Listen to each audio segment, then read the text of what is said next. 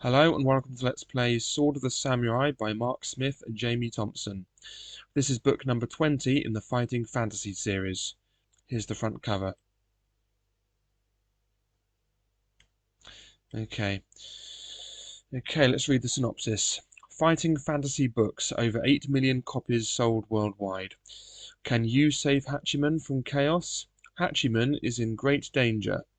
The shogun's control is slipping. Bandits roam the land freely and barbarian invaders have begun to raid across the borders. All this because the Dai Katana, the shogun's great sword, has been stolen. You are the shogun's champion, a young samurai. Your mission is to recover this wondrous sword from Ikiru, the master of shadows, deep in the pit of demons.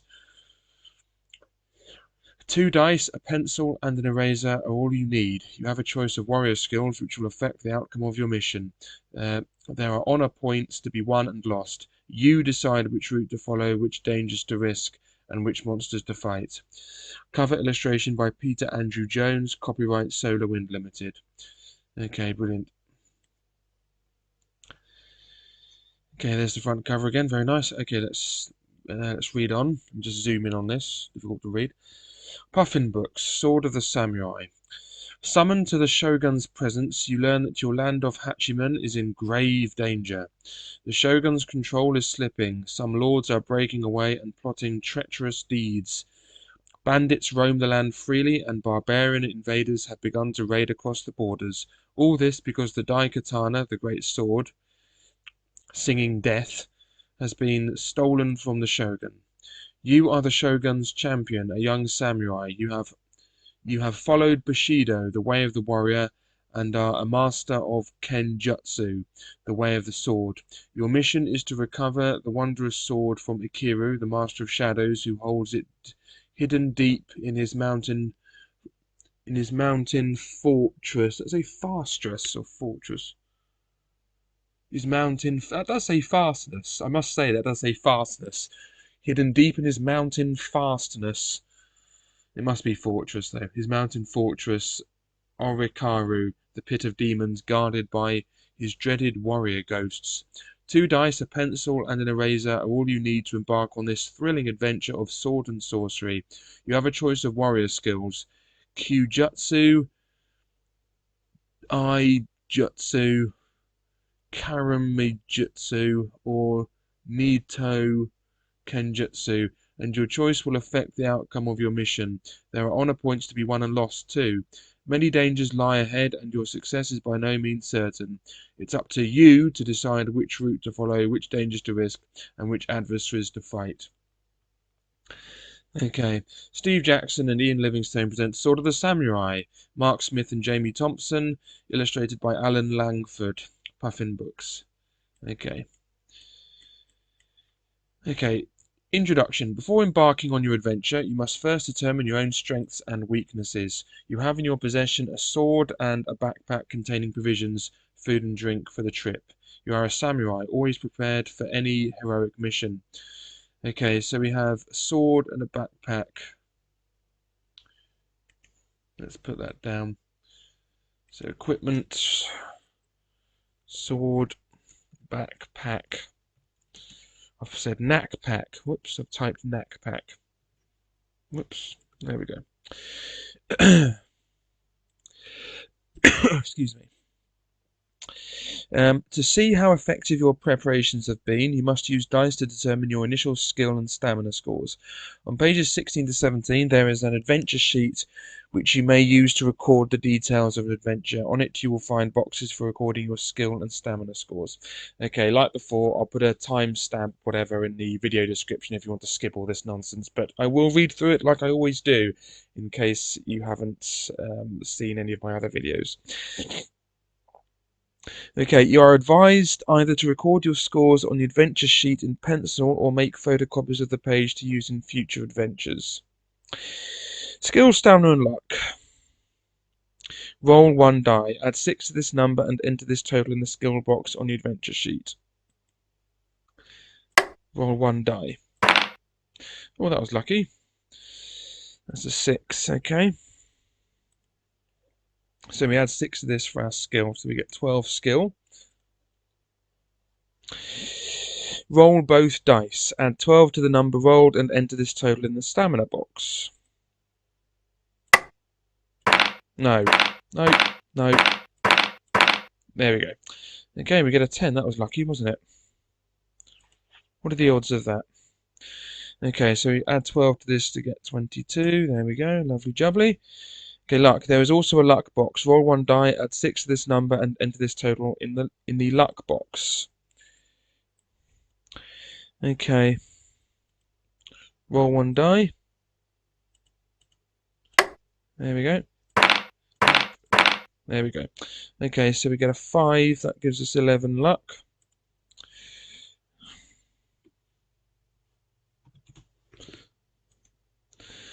Okay, here we go. For reasons that will be explained below, skill, stamina, and luck scores change constantly during an adventure. You must keep an accurate record of these scores, and for this reason you are advised either to write small in the boxes or to keep an eraser handy, but never rub out your initial scores. Although you may be awarded additional skill, stamina, and luck points, these totals may never exceed your initial scores. Excuse me, just yawning there for some reason.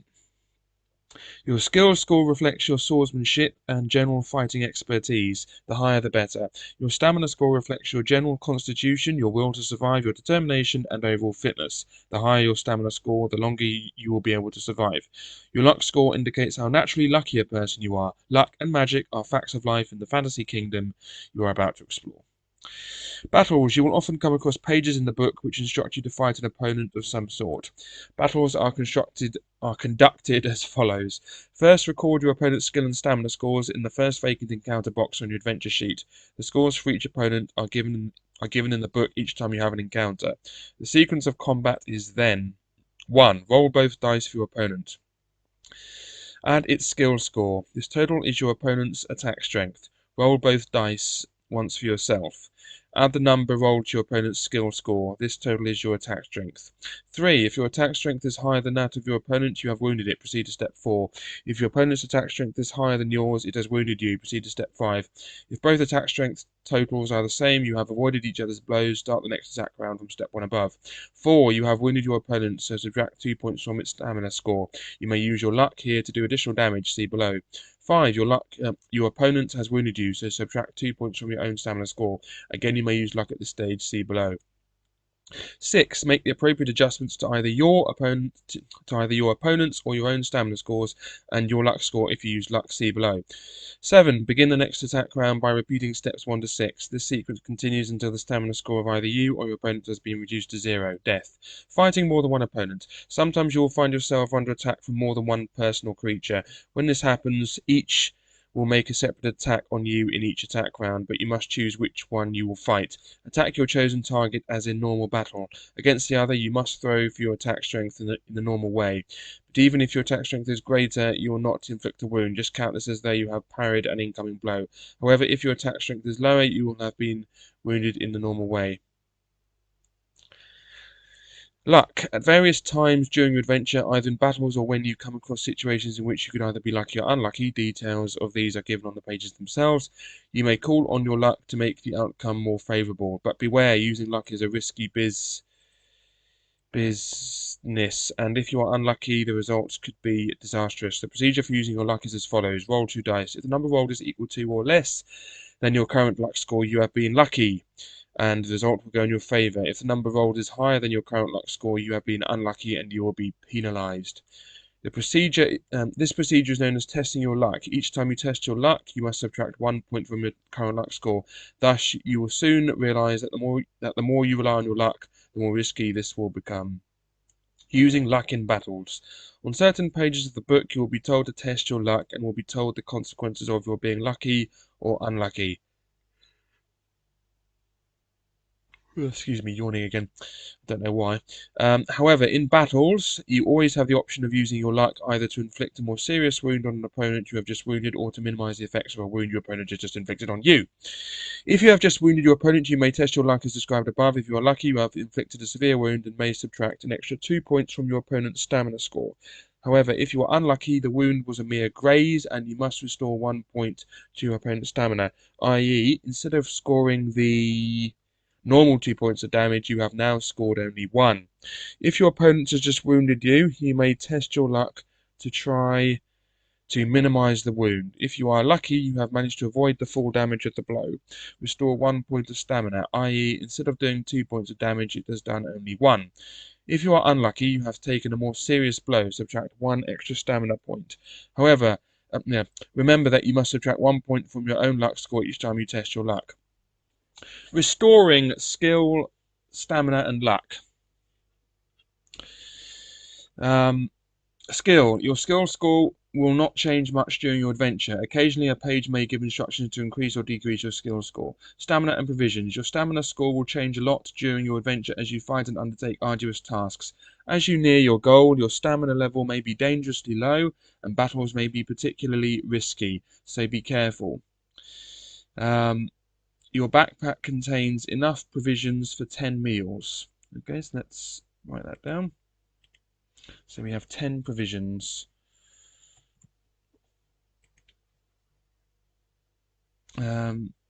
You may rest and eat at any time except when engaged in a battle.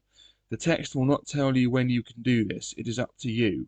Eating a meal restores 4 stamina points. When you eat a meal, add 4 points to your stamina score and deduct 1 point from your provisions. A separate provisions remaining box is provided on the adventure sheet for recording details of provisions. Remember that you have a long way to go, so use your provisions wisely.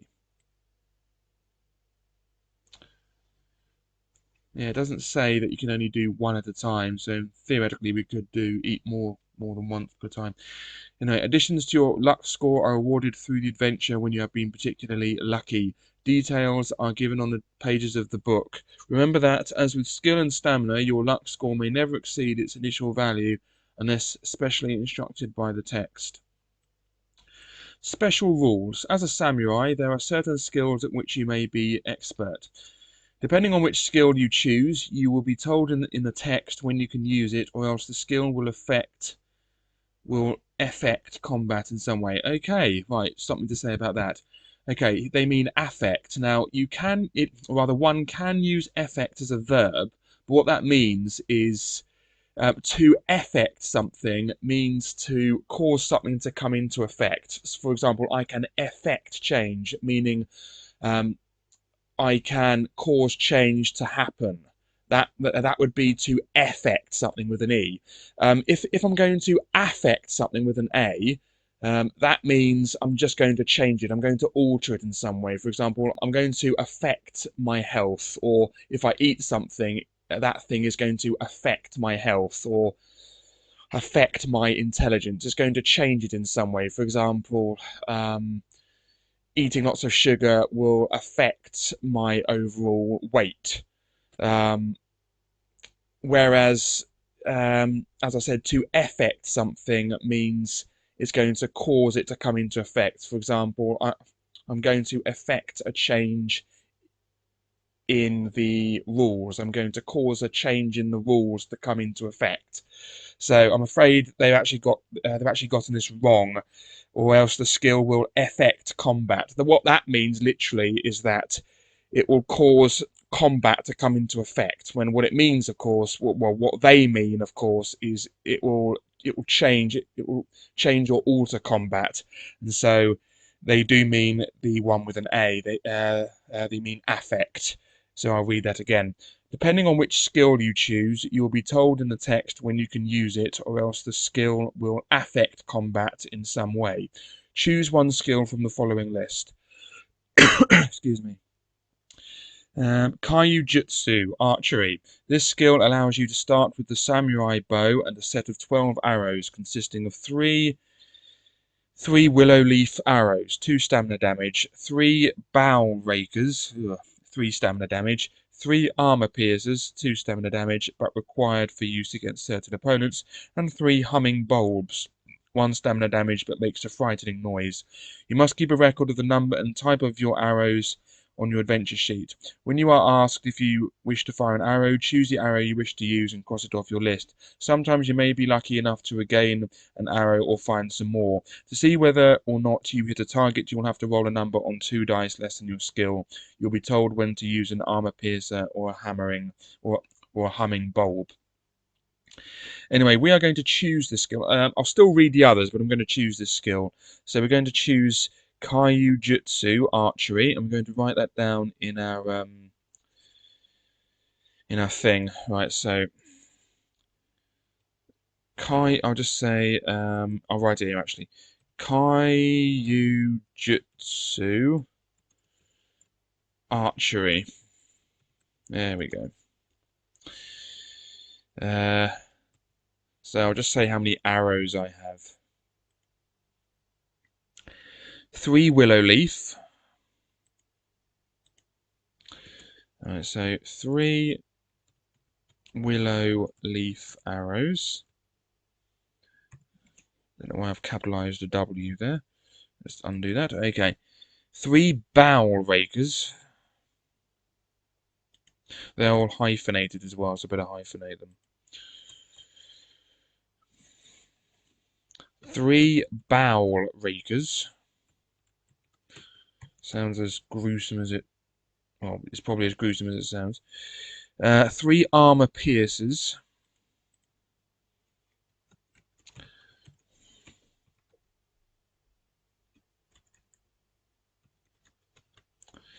And what's the last one? 3 humming bulbs, which are not hyphenated. So 3 humming bulbs. Okay, good. Right, that's that done. Okay. Jutsu, fast draw. This skill enables you to draw your sword and strike all in one fast motion. This means that you will always hit your enemy no matter what his skill rating in the first round of combat only, doing 3 stamina points of damage. Karu Midjutsu, heroic leaping. This enables you to make fantastic leaps and acrobatic jumps. You'll be told when you can use this. Nito Kenjutsu. This is the skill of fighting with 2 swords, the wakizashi, short sword, and the katana, long sword. All samurai carry both swords, but not all have this special skill at using them simultaneously. With this skill, if you attack an opponent and roll 9 or more, you may make another attack before your enemy has the chance to fight back. If you roll 9 or more on your second throw, you cannot have yet another attack. Honor points. I'm going to just put honor in the thing. That reminds me of my hated character on Star Trek Next Generation, Worf, who always talks about honor. Boring. Just shut up about honor, Worf. It's not interesting. Right, honor points. Now I'll just capitalize it. Honor points. There we go. Right, there we are.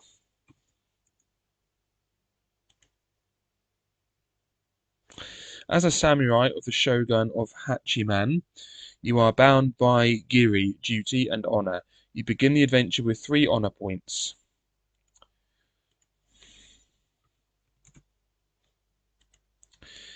Certain actions will increase honor, others reduce it. If your honor is ever reduced to 0, turn to paragraph 99, no matter what you are doing at the time. Also, your honor will have a bearing on whether or not you can do certain things in the adventure. Oh, no one's written on that one on this on the book from which this is a copy. Okay, now let's read the background. Excuse me. The world of Titan has 3 main continents: Alanzia, Kakabad, and Khul, the Dark Continent. It is on the eastern coast of Khul that the land of Hachiman lies. The sea on one side and mountains on all the others. The sea on one side and mountains on all the others cut Hachiman off from the rest of the continent. The capital of Hachiman is Konichi, and its ruler is Kihei Hasikawa, the shogun. You are a young samurai, the shogun's champion, and said by many to be Kensai or sword saint. You have faithfully followed Bushido, the way of the warrior, and are a master of Kenjutsu, the way of the sword. One day the shogun summons you to his presence and tells you a dreadful tale. Hachiman is in grave danger. Is there any other kind? My control is slipping. Some lords are seeking to break away and declare their estates independent. Others have already done so. Well, they wouldn't like the world today, would they? Where being independent is like a right of people or whatever in the United Nations. Anyway, Others have already done so and plot against me. Bandits roam the land freely, and barbarian invaders have begun to raid across our borders, knowing that Hachiman is weak. All this because the Dai Katana, the great sword singing death, has been stolen from me. Singing Death is a wondrous sword, and said to bestow great powers on its keeper. It's difficult to read this because it's so blurry. And to the that's what I'm blaming anyway, on its keeper, and to be the soul of Hachiman, he who wields Singing Death and uncovers the secret of the sword will rule Hachiman. The shogun continues. Many lords say I now have no right to rule. Some seek to take the sword for themselves. Others have already changed their allegiance to him who now holds the sword. Now that's another thing. Strictly speaking, it should be to him who now holds the sword. Now, many people say, "Oh, but it's he who's doing the verb." That doesn't make any difference. If you notice, a good guide for this is the King James Bible, and for example, and the Book of Common Prayer. His mercy is on them that fear him, not on they that fear him. Is on them that fear him. So, strictly speaking, using older rules, it should be have changed their allegiance to him who now holds the sword, because the fact it's after a preposition means it has to be allegiance to him who now holds the sword. So yes, so they got that wrong. Others have already changed their allegiance to him who now holds the sword, and no keeper should and no keeper could be worse. It is Ikiru, master of shadows, that soulless dog who cowers in his mountain fastness. Oh, it was fastness. In his mountain fastness, on Ikaru, the pit of demons. Now that he has the sword, Bakamono Sho and Shikomi are flocking to his banners, and he summons forth Shura, warrior ghosts, from the pit to aid him. Soon, if he uncovers the secret of the sword, he will overrun our beautiful land of cherry blossoms. You have Senki, war spirit, and to you I entrust this mission. Go, my champion, to Onikaru, slay Ikiru, and bring me Singing Death.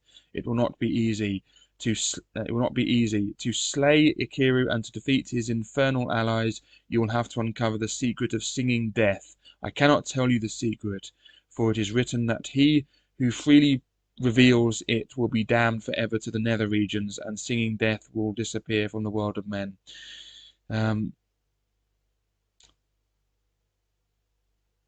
You will have to solve the puzzle yourself. I will pray to the Kami of the heavens for your success, and may Hotai, god of luck, smile on you.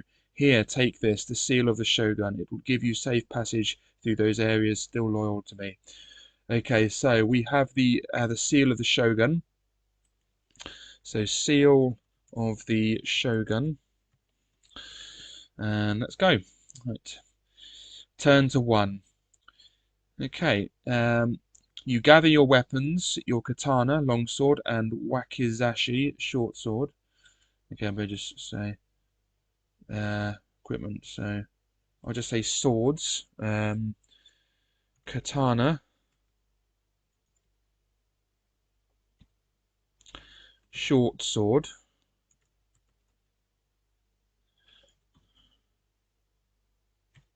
and what's the other one? Wacky what?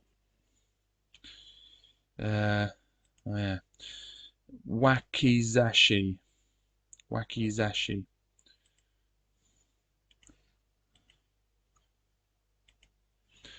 Wakizashi. Long sword. Just realised I wrote. I know what I did. I know. Right. Right, this is the long sword then. Okay. Your battle armor and provisions. Okay, so we have battle armor as well, as opposed to armor that we don't use in battle.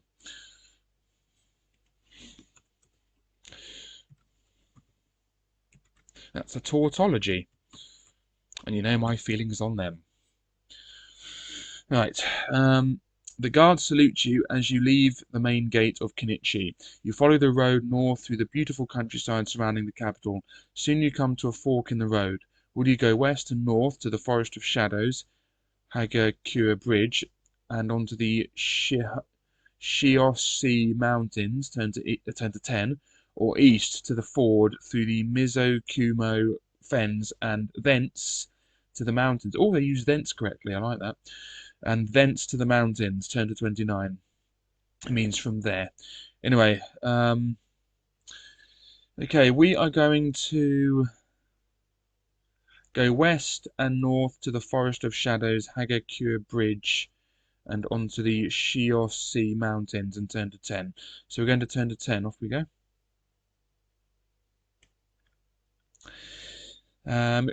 You journey on through the lands of Hachiman. Wherever you pass, people bow with respect, recognizing either the shogun's champion or the shogun's seal. This close to Kenichi, the land is as it ever was, peaceful and happy. After a few days, habitations become more sparse.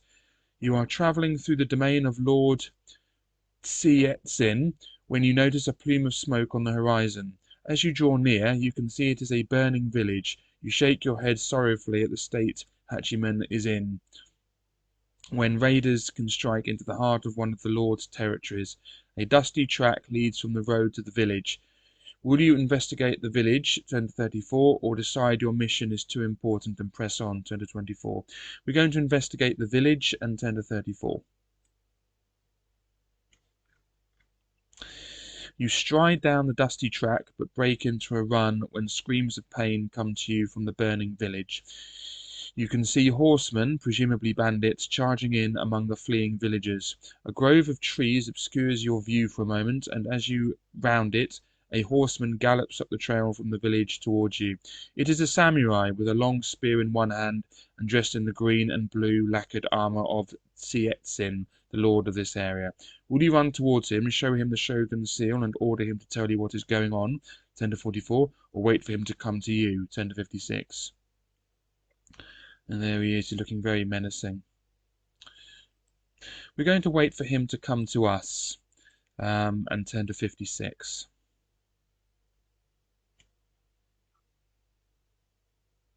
The samurai rider starts at the sight of you. I'll say that again. The samurai rider starts at the sight of you. Then he shouts, "It is that milksop, the so-called shogun, Kihei Hasikawa's lackey. Long live the new shogun Tsietzin Sama." He levels his spear and charges at you. Lord Tsietzin has turned traitor. If you are a master of the bow and wish to fire an arrow, turn to 80. If not, you will have to receive his charge, turn to 92. Okay, so we're going to use a bow, of course, because we are a master of the bow. We're going to fire an arrow and turn to 80.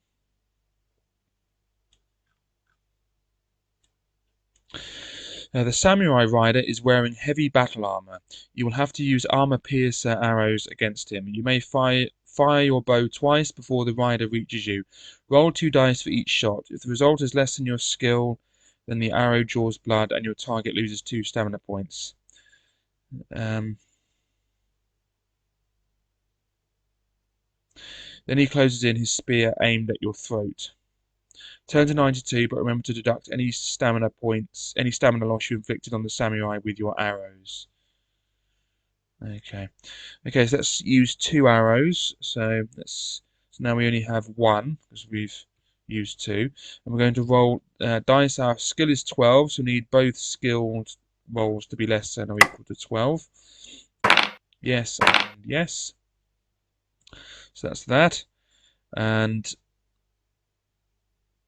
that means we've cost him 4 stamina points, and now we're turning to 92.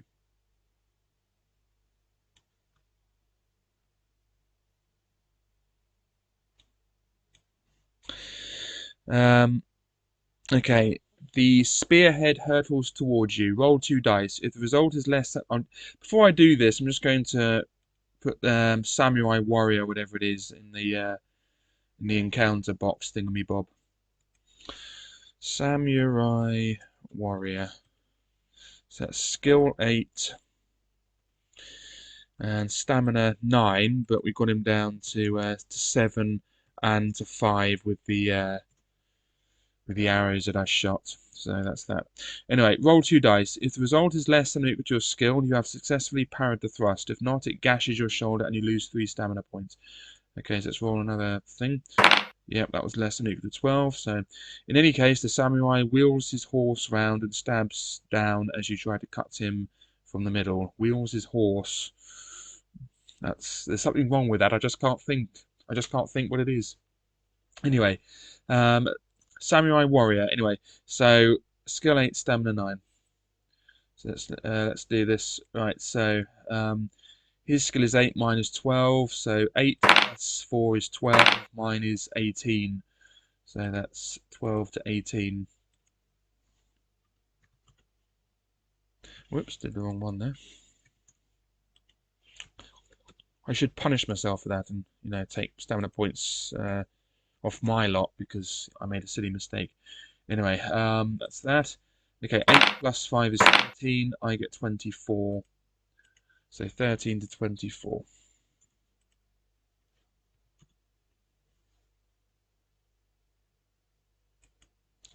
Oh yeah, whoops, that puts them down to 1, doesn't it? 8 plus 10 is 18. I get 20, so 18 to 20.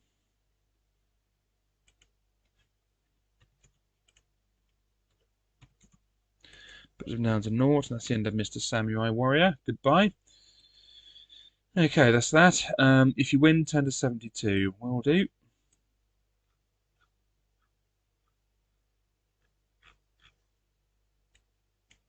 With a powerful scything blow, you cut deep into the rider's leg. He gives a shout of pain and topples from the saddle. Before he hits the ground, you have struck his head from his shoulders with one sweep of your katana. Lord Sietzin is a traitor, you realize.